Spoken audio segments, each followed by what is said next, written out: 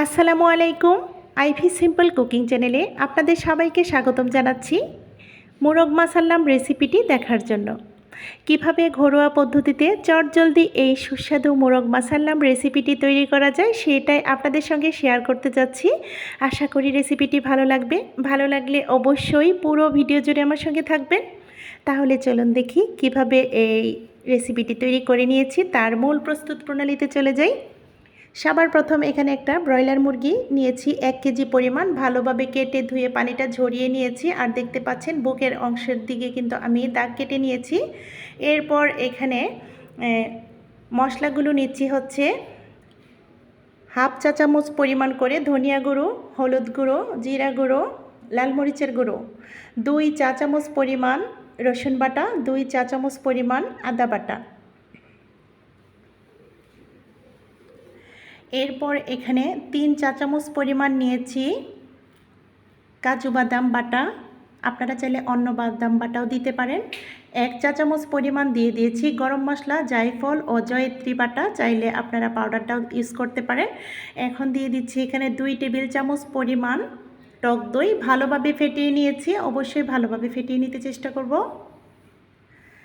এখন 2 টেবিল চামচ পরিমাণ দিয়ে দিচ্ছি টমেটো সস। আমার একটু ভুল হয়ে গেছে, দুঃখিত। আমি এখানে বাদাম বাটা দিয়েছি 3 টেবিল চামচ পরিমাণ। এরপর এখন দিয়ে দিচ্ছি এখানে 1.5 টেবিল চামচ পরিমাণ সয়া সস। বাদাম বাটার সঙ্গে কিশমিশ বাটাও দিয়েছি।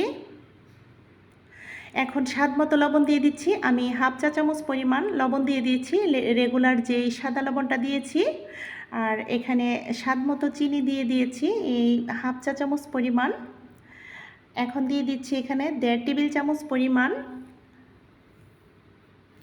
লেবুর রস। আমি এখানে বিট লবণও ইউজ করব হাফ চা চামচ পরিমাণ। আসলে আমি ভুলে গিয়েছিলাম, এটা পরবর্তীতে দিয়ে দিচ্ছি, আপনারা লক্ষ্য করুন। এখন সমস্ত উপকরণগুলো ভালোভাবে হাতের সাহায্যে ম্যাশ করে নিচ্ছি, দেখতে পাচ্ছেন। এগুলো ভালোভাবে মেখে নেব। মিশিয়ে নিচ্ছি সমস্ত উপকরণগুলো। মিশিয়ে নেওয়ার পর কেটে ধুয়ে রাখা চিকেনটাতে ম্যারিনেট করে নিচ্ছি। ভালোভাবে ম্যারিনেট করে নেব, আষ্টে পিষ্টে যেন মশলার অংশ কোনো দিকে বাকি না পড়ে। চতুর্দিকে কিন্তু আমরা এই মশলাটা ম্যারিনেট করে নেব, চিকেনটাতে গা মাখা করে নেব। আর এই যে কাটা দাগগুলোতে ভেতরে ভেতরে ঢুকিয়ে দেব।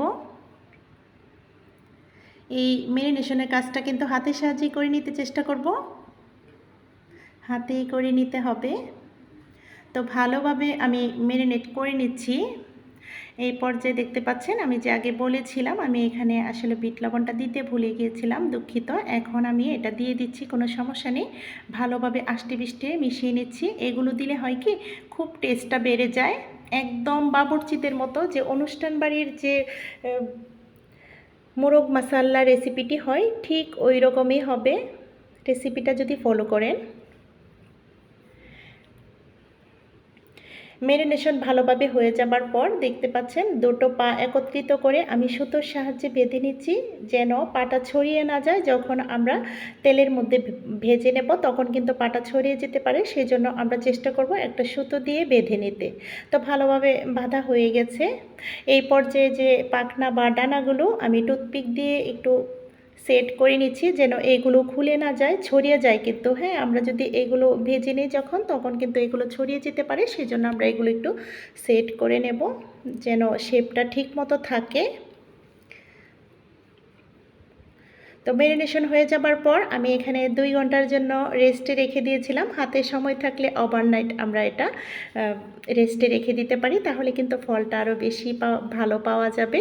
তো এই পর্যায়ে দেখতে পাচ্ছেন আমি সেদ্ধ আলু কিন্তু ভেতরে ঢুকিয়ে দিচ্ছি। এটা আসলে ট্রেডিশনাল একটা আলু বোখরা কিংবা সেদ্ধ আলু, কিংবা এখানে সেদ্ধ করা ডিমও দেওয়া যায়, এগুলোই থাকে। যেটা ট্রেডিশনাল সেটাতে কিন্তু আমি ডিম দিইনি, আমি আলু দিয়ে দিয়েছি। আপনারা আপনাদের পছন্দ মতো ডিমও দিতে পারেন, আলুও দিতে পারেন।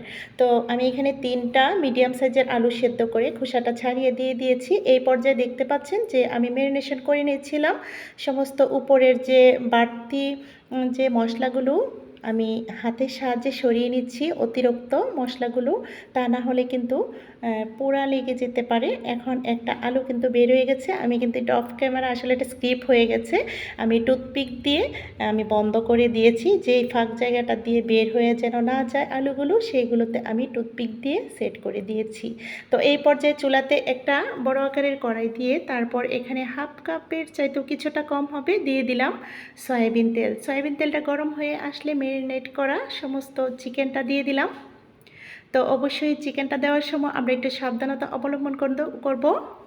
আমার কথার মধ্যে যদি কোনো ভুলভ্রান্তি হয় ক্ষমা সুন্দর দৃষ্টিতে দেখবেন। আসলে ফ্যান অফ করে এত গরমের মধ্যে ভয়েস দিচ্ছি, সব কিছু এলোমেলো হয়ে যাচ্ছে, তো আমার কিছু ভুলভ্রান্তি থাকতে পারে, সেটা ক্ষমা সুন্দর দৃষ্টিতে দেখবেন।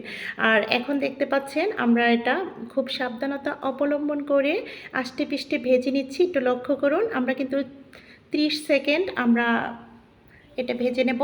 30 সেকেন্ড করে আষ্টে পিষ্টে ভেজে নেব। আমি এই যে এক সাইড 30 সেকেন্ড করে নিয়েছি, আবার অপর পাশেও কিন্তু আমি 30 সেকেন্ড ভেজে নিচ্ছি।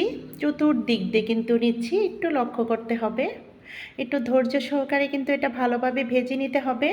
আর একদম যেন পোড়া লেগে না যায় সেদিকে লক্ষ্য রাখতে হবে। চুলার আগুনটা কিন্তু মিডিয়াম টু হাই ফ্লেমে আছে, তা না হলে কিন্তু পানি ছেড়ে দেবে, যে চিকেন থেকে পানিটা ছেড়ে দিলে চিকেনটা কিন্তু শক্ত হয়ে যেতে পারে।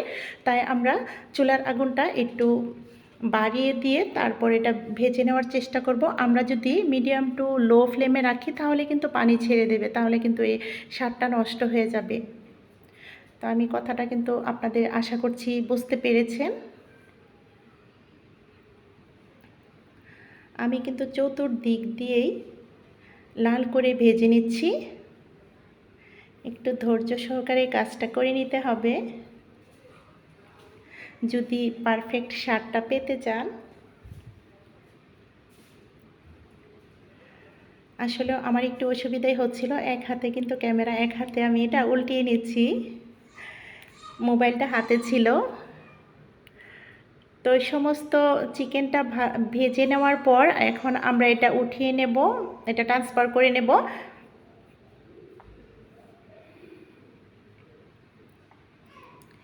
উঠিয়ে নেওয়ার পর যে অবশিষ্ট ভাজা তেলটুকু আছে সেই তেলে দিয়ে দিলাম এখানে গরম মশলা ও তেজপাতা। এখানে 2টা তেজপাতা দিয়েছি মিডিয়াম সাইজের, আর এখানে গরম মশলা দিয়ে দিয়েছি আস্ত।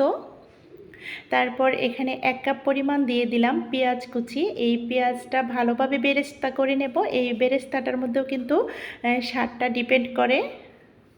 খুব ভালোভাবে আমরা বেরেস্তাটা করে নেব। এখানে কিন্তু এই দারুচিনি ও লংয়ের কালারটা কালো দেখা যাচ্ছে, আর এটা পোড়া তেল, ভাজা তেল, সেজন্য কিন্তু একটু কালারটা অন্যরকম ডিপেন্ড লাগছে।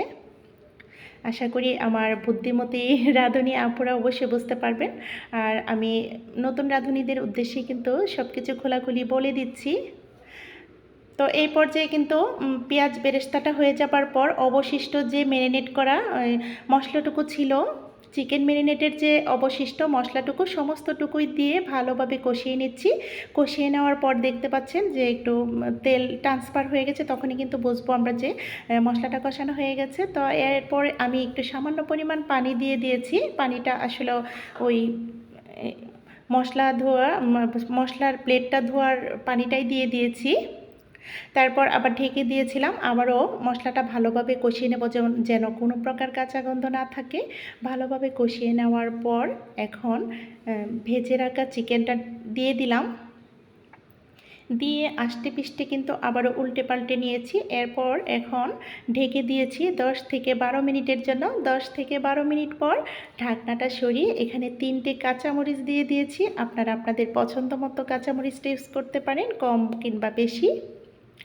আবারও একটু উলট পালট করে নিচ্ছি। আমরা কিন্তু এখানে কোনো প্রকার পানি ইউজ করিনি, কোনো পানি দেওয়ার প্রয়োজন মনে করছি না, কারণ এই চিকেনটাতে আগে যখন বেজে নিয়েছিলাম তখন কিন্তু কোনো পানি রিলিজ হতে দেওয়া হয়নি, সুযোগ ছিল না। তাই এখন যে অবশিষ্ট পানিটুকু ছিল সেই পানিটা কিন্তু বেরিয়ে গেছে। আমরা এই পর্যায়ে কিন্তু মিডিয়াম টু লো ফ্লেমে কিন্তু চুলার আগুনটা রাখতে হবে। যেই পানিটা বের হবে চিকেন থেকে সেই পানিটা দিয়েই কিন্তু চিকেনটা সেদ্ধ হয়ে যাবে। আর আপনারা লক্ষ্য করেছেন আমি এখানে সামান্য পরিমাণ কেওড়া জল দিয়ে দিয়েছি। এখানে হাফ টেবিল চামচ পরিমাণ কেওড়া জল, আর একটু স্কিপ হয়ে গেছে, 1 টেবিল চামচ পরিমাণ দিয়ে দিলাম ঘি। অবশ্যই এগুলো দিতে চেষ্টা করবেন, তাহলে কিন্তু একদম অনুষ্ঠান বাড়ির মতোই এর স্বাদটা পাবেন। তো এই পর্যায়ে চুলার আগুন বন্ধ করে দিয়েছি। আলহামদুলিল্লাহ, রান্নাটা কমপ্লিট হয়ে গেছে। এখন আমি সার্ভিং ডিশে সার্ভ করে দেখিয়ে দিচ্ছি। দেখুন দেখতে ফাইনাল লুকটা কেমন লাগছে। খেতে কিন্তু দুর্দান্ত ছিল। আমি কথা দিচ্ছি, আমি যেভাবে রান্নাটা করেছি সেভাবে যদি ফলো করে রান্না করেন তাহলে কিন্তু একদম বিয়ে বাড়ির মতোই লাগবে। আর সারা বাড়ি মৌ মৌ করছিল, এত সুন্দর একটা সুঘ্রাণ বেরোচ্ছিল। আর গ্রেভিটা দেখুন, আমি আসলে গার্নিশ করে দিচ্ছি একটু গ্রেভিটা দিয়ে। আশা করি রেসিপিটি আপনাদের ভালো লেগেছে। আমি যদিও বা বাবুর্চিদের মতো পেরেছি কিনা জানি না, তবে স্বাদটা কিন্তু বাবুর্চিদের চাইতে কোনো অংশেই কম ছিল না। যদি এইভাবেই রান্নাটা করেন তাহলে খেয়ে তারপর কিন্তু বুঝতে পারবেন আমি ভুল বলছি না সঠিক বলছি। আশা করছি রেসিপিটি ভালো লেগেছে। ভালো লাগলে আমার মতো করে একবার হলেও ট্রাই করবেন। তো যদি রেসিপি ভালো লাগে লাইক কমেন্ট শেয়ার করবেন, চ্যানেলটাকে সাবস্ক্রাইব করবেন। আগামী ভিডিও দেখার আমন্ত্রণ রেখে আজকের মতো ভিডিওটা এখানেই শেষ করব। আপনাদের সবার সুস্বাস্থ্য কামনা করছি। আমাদের জন্য দোয়া করবেন, আমাদের পাশে থাকবেন। আল্লাহ হাফেজ। আসসালামু আলাইকুম।